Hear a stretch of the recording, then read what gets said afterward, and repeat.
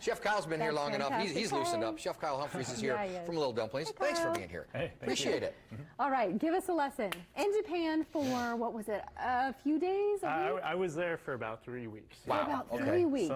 Some kind of trying out different restaurants, and then the bulk of that was at the Tokyo Ramen Academy. Yeah. Which, in Japan, there's a few ramen schools because it's very popular over there. Sure. And that's bleeding into the U.S. So yeah, I got the chance to go over there. That's so But cool. is it popular there like we talked about, like avocado toast, or is it perpetually popular over there? Oh yeah, it's Non-stop, right? It's bigger than McDonald's. Okay, there you are. Right Yeah. there. Thank you for putting that in perspective. Okay, I imagine you learned a lot of lessons, but we're going to Yeah. get to some show and tell and some cooking. Obviously, you brought ramen for us today, so what do we need to do to get started? Yeah, so I've had the chance at Little Dumplings to do Sunday ramen specials. So love I'm going to that. run you guys through what I did this past week, Okay. kind of the different elements, and then Okay. later we'll Please put together a do. bowl for you. Well, we're running on the assumption that all people know what ramen is. Yeah. And so maybe we step back and see what we're seeing here. There it is. What is Look at ramen? that. Right, so to me, I'd say it's like the ultimate comfort food.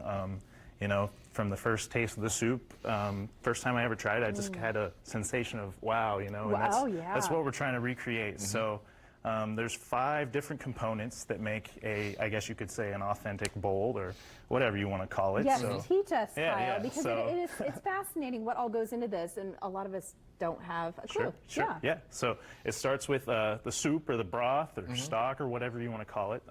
This one was made from chicken and pork. It's like a bone broth. Obviously, a lot of vegetables. A lot of different elements in that. It's cooked for, I'd say, a minimum of 8 hours. Okay. Really? This is more of a clear soup. Is but that like one of the biggest steps and very key, would you say? Yeah, I'd say that's probably your longest process. Okay, that's what I wondered. But a lot of the stuff, it does take a day or two to set up sometimes. Okay. It's a level of commitment that we're not going to do at home. No, we're Yeah. not. Just order it. Yes. What else do we have Yeah, here? so that's the soup. Okay. The second element is going to be your noodles. So Right. these are fresh ramen noodles, not like the packaged stuff we were talking about earlier. These are made from a company called Sun.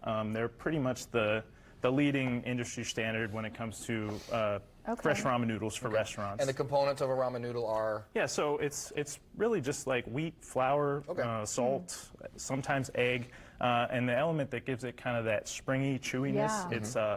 It's called lye.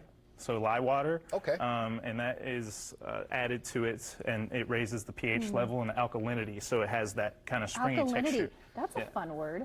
I Alkalinity. wasn't expecting any e-learning today, but I'm glad I did. Fun word. Yeah, the level of hydration of water affects kind of if sure. it's chewier, wavy, straight, stuff like that. Awesome. But anyway, moving on. Yeah, you got some other stuff here too. So this is chicken oil or Chicken oil. schmaltz, rendered chicken fat.